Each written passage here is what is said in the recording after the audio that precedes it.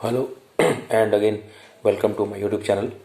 I am doctor Mohammad Danish with you and आज जो एक आप लोग के साथ मैं सेशन कर रहा हूँ ये बहुत सारे बच्चों की रिक्वेस्ट के ऊपर बेस्ड है। जैसे कि हम सब जानते हैं कि जीआईसी लेक्चरर एग्ज़ाम का जो प्रीलिम्स था वो हुआ और उसके आंसर कीज भी आए, लेकिन अभी तक फाइनल रिजल्ट्स जो हैं वो घोषित नहीं किया गया है और दिसंबर में 19 दिसंबर को 18-19 तारीख में इसका जो है एग्ज़ाम प्रस्तावित है। तो बच्चों में ये सवाल है कि क्या सर इतने कम टाइम में जो है मेंस होगा और रिज़ल्ट आएगा, तो क्या एक महीना भी नहीं बचा है और क्या कोई चांसेस है मेंस के डेट बढ़ने की। तो देखिए, ऐसा पहली बार भी हुआ है कि डेट बढ़ी है और ऐसा कुछ नहीं है कि डेट नहीं बढ़ सकती। बहुत सारे बच्चे कह रहे हैं कि टाइम वक्त पे ही होगा एग्ज़ाम, तो होने को तो ठीक है, वक्त पे होना चाहिए, हर चीज़ वक्त पे होना चाहिए। जिस तरीके से एग्ज़ाम वक्त पे होना चाहिए उस तरीके से आंसर कीज़ भी टाइम से आना चाहिए।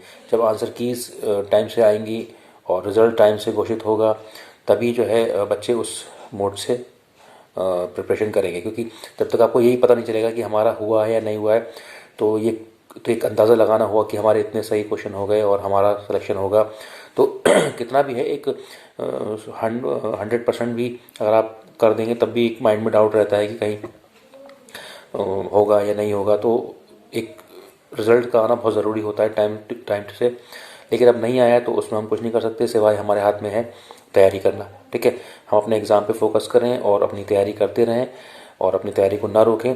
अब आज जो सवाल है वो ये है कि बच्चों ने मुझसे रिक्वेस्ट किया है कि सर जीआईसी मेंस का जो एग्ज़ाम है उसमें ऑप्शनल सब्जेक्ट की तैयारी कैसे करें और उसमें स्पेसिफिकली जो आंसर राइटिंग होती है तो किस तरीके से हम आंसर राइटिंग करें और आंसर लिखें कि हम ज़्यादा से ज़्यादा स्कोर कर पाएँ। कि क्या वो तरीका होता है कि पेपर सॉल्व करने का, और क्योंकि ऑब्जेक्टिव की जहाँ बात आती है तो ऑब्जेक्टिव में तो ये होता है कि हम बहुत सारी किताबें पढ़ लेते हैं और उसमें से हमारे क्वेश्चंस फंस जाते हैं और हम एग्ज़ाम क्वालिफाई कर जाते हैं।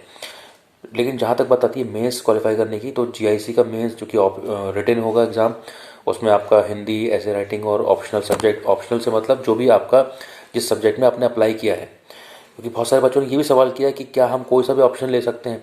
तो ऐसा नहीं है, जिस सब्जेक्ट में आपने प्रवक्ता के लिए अप्लाई किया है उसी सब्जेक्ट में ही आपका मेंस होगा।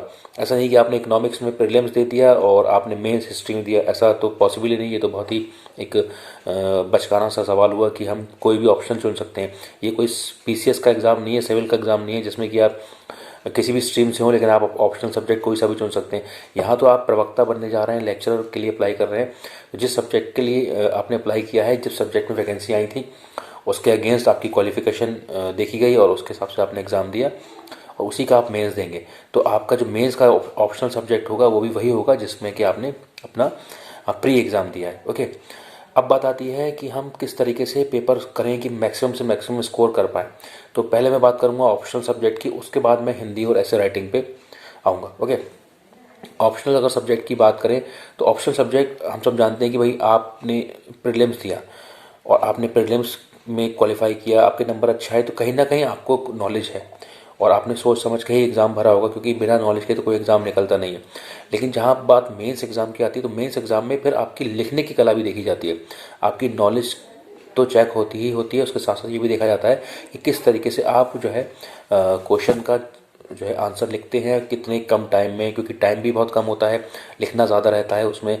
तो आपको कम टाइम में अपनी पूरी बात कहनी है और आपको मार्क्स भी गेन करने हैं, क्योंकि ऐसा ना हो कि आप लिखते चले जाएं और आपका पेपर छूट जाए और आप आधा ही पेपर कर पाए। तो आपको ये भी ध्यान रखना होता है कि आपका जो है पेपर पूरा हो, क्वेश्चन कोई भी ना छूटे। क्योंकि अगर आपने क्वेश्चन छोड़ दिए तो जिन क्वेश्चन को आपने अटैम्प्ट नहीं किया या किसी वजह से टाइम के कम रहते हुए आप नहीं कर पाए, तो उस पर तो मार्किंग बिल्कुल नहीं होगी।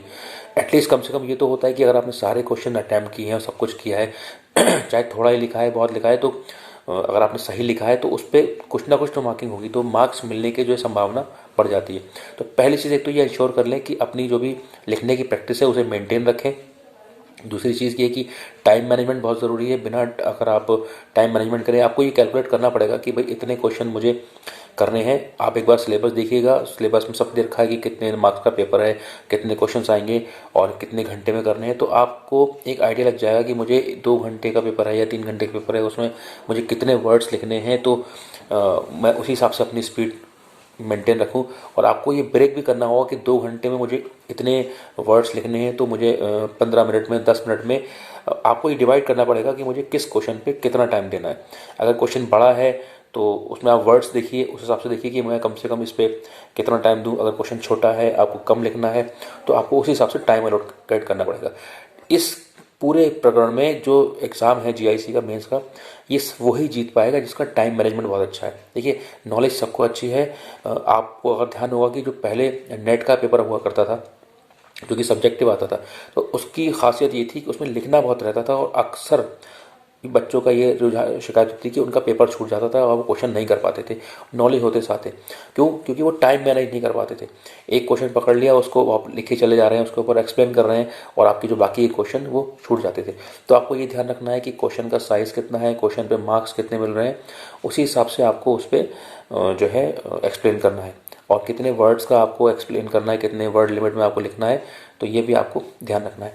तो टाइम मैनेजमेंट अगर आपने कर लिया, अपने पूरे पेपर को एनालाइज कर लिया, ये चीज़ आपको बहुत ध्यान रखनी है। सबसे पहला आप काम ये करिए कि अपने सब्जेक्ट का सिलेबस निकालिए और पेपर का पैटर्न निकालिए कि कितने क्वेश्चन आ रहे हैं, कितने वर्ड लिमिट्स में लिखने हैं। तो उससे आपको ये कैलकुलेशन करने में आसानी होगी कि मुझे कितने टाइम में कितना कौन सा क्वेश्चन अटैम्प्ट करना है और कितने वर्ड लिमिट्स में मैंने कितनी देर में मुझे लिखने हैं। तो ये तो चीज़ हो गई आपके टाइम मैनेजमेंट से। फिर हम बात करते हैं कंटेंट की। हम कंटेंट क्या लिखें, एक क्वेश्चन कैसे लिखें। हमेशा याद रखिएगा कि जब भी कोई क्वेश्चन पूछा जाता है, या तो वो आपकी बिल्कुल स्ट्रेट अवे उसका आंसर होता है, जो कि बुकिश नॉलेज होती है, जो बुक्स में आपने पढ़ा, जो कॉन्सेप्ट पढ़ा, ठीक है, वो होगा। या फिर क्वेश्चन होगा अप्लाइड, जो कि आपकी नॉलेज तो चेक करेगा, लेकिन उसमें आपको लिखने की कला आपकी चेक की जाएगी कि आप किस तरीके से आंसर राइटिंग कर सकते हैं। बच्चे क्या करते हैं, गलती क्या करते हैं बच्चे, कि जब वो सवाल पूछा जाता है उनसे, जो सवाल सीधा सीधा होता है, तो उसका सीधा सीधा आंसर ना देके वो उसमें स्टोरी बिल्डिंग करते हैं, यानी कहानियाँ लिखना शुरू कर देते हैं। तो उससे क्या होता है, जो कि चेक करने वाला होता है, जो भी जो उसे रिव्यू करेगा आंसर को या कॉपी को चेक करेगा, तो वो उसमें मार्किंग कम करता है, क्योंकि वो उस क्वेश्चन में बिल्कुल कॉन्सेप्चुअल नॉलेज चेक कर रहा है। जैसे कोई डेफिनेशन पूछ ली, या कोई बेसिक कॉन्सेप्ट पूछ लिया, या कोई कैरेक्टरिस्टिक्स पूछ ली, किसी चीज़ की विशेषताएँ पूछ ली, फीचर्स पूछ लिए, किसी चीज़ की नेचर पूछ लिए। तो कुछ सवाल तो सीधे सीधे होते हैं, जो कि बिल्कुल आपके सिलेबस से होते हैं और बिल्कुल जो है किताबी से हम बोलते हैं, बिल्कुल किताबी सवाल होते हैं कि भाई हमने कम एडवांटेज पूछ ली, डिसएडवांटेज पूछ ली, प्रॉज एंड कॉन्स पूछ लिए, या कोई इस तरह की कॉन्सेप्चुअल नॉलेज जिसमें जो बिल्कुल बुक से ही होती है ना। उसके अलावा कुछ क्वेश्चन ऐसे होते हैं जो कि अप्लाइड होते हैं, जिसमें कि सिचुएशन दी जाती है, उसको आपको एक्सप्लेन करना होता है। तो बच्चे गलती क्या करते हैं कि सिचुएशन वाले क्वेश्चंस में तो वो कॉन्सेप्चुअल नॉलेज लिखना शुरू कर देते हैं। मानिए उनसे पूछा कि ये इस तरीके की उसमें कैसे आप लिखेंगे, तो उसमें वो किताबी भाषा लिखना शुरू कर देते हैं, जो कि गलत तरीका है। और जहाँ पर उनसे एक्सपेक्ट किया जाता है कि वो किताबी नॉलेज लिखें, जैसे डेफिनेशंस है, विशेषताएँ हैं, या नेचर है, स्कोप है, तो उसमें वो जो है कहानी लिखना शुरू कर देते हैं। तो ये पहले आपको इंश्योर करना पड़ेगा कि क्वेश्चन कह क्या रहा है। क्वेश्चन को आप ध्यान से पढ़िए, उसको देखिए कि क्वेश्चन में पूछ क्या रहा है, जो पूछ रहा है वही लिखिए, उसके इतर कुछ भी मत लिखिए। उससे फ़ायदा क्या होगा, तो आपका टाइम बचेगा और आप उतना ही लिखेंगे जितना क्वेश्चन की रिक्वायरमेंट है। ऐसा नहीं कि आप रिक्वायरमेंट थोड़ी सी और आप लिखे चले आ रहे हैं उस क्वेश्चन में और आपका टाइम ख़राब हो रहा है। तो उससे क्या होगा, जो है आपका टाइम भी बचेगा और आप बिल्कुल सटीक वही लिखेंगे जो क्वेश्चन पूछ रहा है। तो आपको अपने पेन को बहुत रोक के, बहुत सोच समझ के लिखना है। ये नहीं कि अगर आप लिखना शुरू कर दिया, कोई क्वेश्चन आपको लगा कि मेरा पढ़ा हुआ आया है, तो आपने बस उस पर अला बला कुछ भी लिख दिया, लिखने चले आ रहे हैं, उससे आपको नंबर नहीं मिलेंगे। क्वालिटेटिव राइटिंग करिए, क्वांटिटेटिव राइटिंग मत करिएगा इस पेपर में, तभी आपका सिलेक्शन होगा, अदरवाइज नहीं होगा। स्कोरिंग जीआईसी के पेपर में इसी तरीके से होगी। अगर आप पुराने पेपर से उठा लें तो आपको अंदाज़ा लग जाएगा कि किस तरीके से आपको पेपर अटेम्प्ट करना है। और सबसे बढ़िया तरीका है, जो भी आपका सिलेबस है उसे, अगर आपको प्रॉब्लम होती है कि अगर चीज़ें याद नहीं हो रही हैं, तो आप एक काम करिए, आपका जो भी कंटेंट है, जो भी सिलेबस है, आप जिस भी किताब से पढ़ते हैं, कम से कम 2 से 3 बार इसको रिवाइज़ करिए। क्योंकि होता क्या है, कई बार हम जब उसे रिवाइज़ करते हैं तो आपके माइंड में कॉन्सेप्ट्स और लैंग्वेज जो है वो ऑटोमेटिकली रिमेंबर हो जाती है। तो आज जब आप आंसर लिखने की कोशिश करेंगे, जब लिखेंगे तो ऑटोमेटिकली पेन जो है आपका वो उसी स्पीड से भागेगा। लेकिन आपको साथ साथ लिखने की प्रैक्टिस भी करनी है, क्योंकि एग्ज़ाम में अमूमन तौर पे हम लोगों की जो है लिखने की प्रैक्टिस छूट चुकी है, क्योंकि कंप्यूटर का ज़माना है, मोबाइल का ज़माना है, हम लोग कहीं ना कहीं कलम और कॉपी से दूर होते जा रहे हैं। तो ये एग्ज़ाम जो है कोई ऑनलाइन एग्ज़ाम तो है नहीं, ये एग्ज़ाम जो है वो कॉपी और पेन पे ही होगा। तो आपकी लिखने की अगर प्रैक्टिस नहीं है तो कितनी आपकी नॉलेज क्यों ना हो, आप एक्सप्लेन नहीं कर पाएंगे, और बाद में आपको ये रिग्रेट होगा कि भाई मेरा पेपर छूट गया और मेरी स्पीड की वजह से मैं पूरा पेपर मुझे आता था और मैं नहीं कर पाया। तो सिर्फ एक स्पीड एक वजह बन जाएगी आपके सिलेक्शन में कि आप अगर थोड़ा तेज़ लिख पाते तो आप सारे क्वेश्चन अटैम्प्ट कर पाते, क्योंकि पेपर में कोई भी क्वेश्चन ऐसा नहीं होता है जो कि सिलेबस से बाहर हो, सब कुछ सिलेबस के अंदर होता है। बस फ़र्क होता है कि आपकी लिखने की स्पीड कैसी है और आप पेपर में टाइम मैनेजमेंट कैसे करते हैं। तो टाइम मैनेजमेंट पे बहुत ध्यान दीजिएगा। जो मैंने बात बताई है कि आपको सोच समझ के लिखना है, बहुत ज़्यादा नहीं लिखना है, बहुत कम भी नहीं लिखना है, जितना पूछा गया है उतना ही लिखना है, और जो पूछा गया है वही लिखना है। ये नहीं कि पूछा कुछ जा रहा है आप लिख कुछ रहे हैं, उसमें आपको नंबर नहीं मिलेंगे।